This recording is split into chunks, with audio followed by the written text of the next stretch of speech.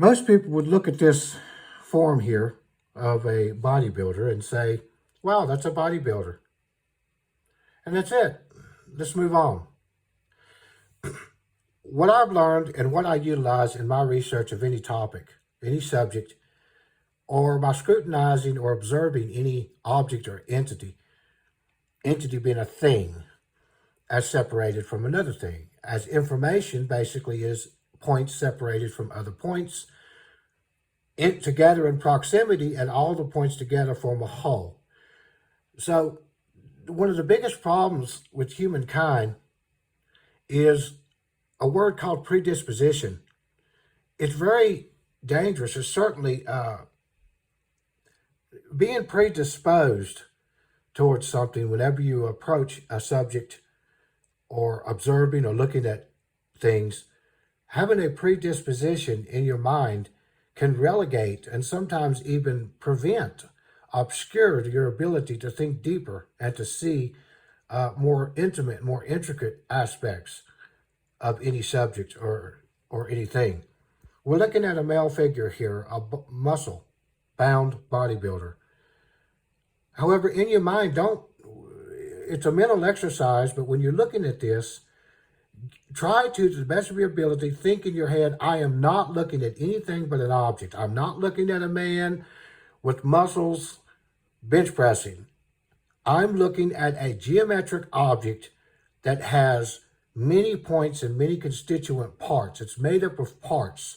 All of these anatomical organs come together to form the whole of this body. So don't think of the whole. Start thinking in your mind of the complexities and the intricacies of design and symmetry and proportion. And if you do that, then you'll start realizing what's really there. And of course, we've inverted the image. So the information that we see on a bodybuilder's muscles that before invert, obviously, as you can see, is totally different from what it appears like when it's inverted. But there's some amazing things geometrically happening here, anatomically happening here, linguistically happening here, as it concerns symmetries in flora and fauna, as it concerns religious iconography, idols, statues, symbols of religion. There's so much going on here that if we predispose ourselves and only focus exclusively on the fact that it's a bodybuilder, then we're going to miss out on what's there. What is right here in this picture is profound, and the constituent parts and what they comprise and what they form is spectacular. So that's the way I approach anything that I do. I don't take things at face value.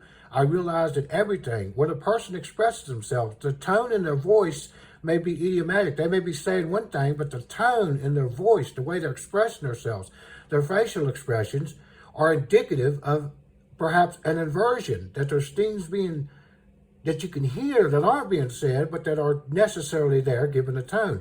It works across all spectrums of human thought and human interactions with nature and the world and human beings.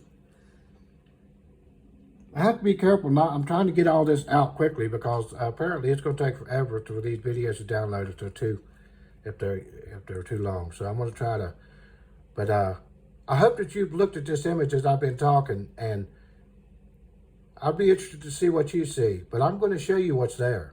Not what I see, what's demonstratively there, geometrically and symmetrically.